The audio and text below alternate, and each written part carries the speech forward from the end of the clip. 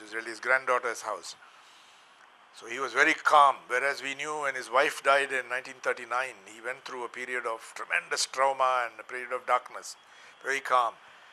But one of the first things he told me was, we are all in the queue, she has jumped the queue. And the second thing he told me is, you know sir, this chemotherapy, here's a father who's just lost his only child, hours after getting the news, a few hours, couple of hours maybe. He said, you know, your chemotherapy is like setting fire to the hut to roast the pig. This is an allusion to an essay by Charles Lamb, which I had read in college, called Essays of Elia. The essay is called A Dissertation Upon Roast Pig. And it starts with a Chinese fable where initially they used to, you know, just as cows were here, their pigs were wealth for Chinese, and they kept it in a hut. And the hut caught fire and the wealth was destroyed. And the father came and the son came and was inconsolable, and the father came and started beating the boy who was supposed to take care of the pig. And they touched the pig and they burned their finger. Then he licked his lips, and then I found it was delicious.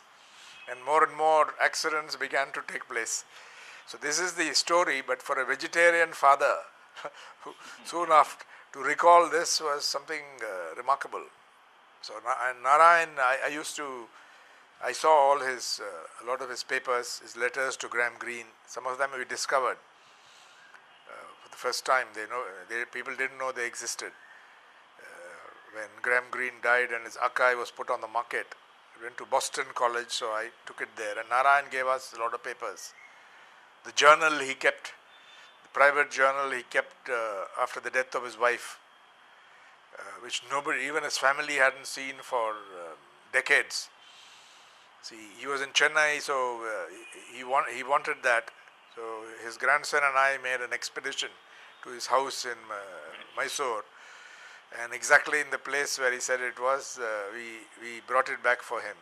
And he was good enough to let me see it, photocopy it, and so on. And it really was the basis of the novel called The English Teacher.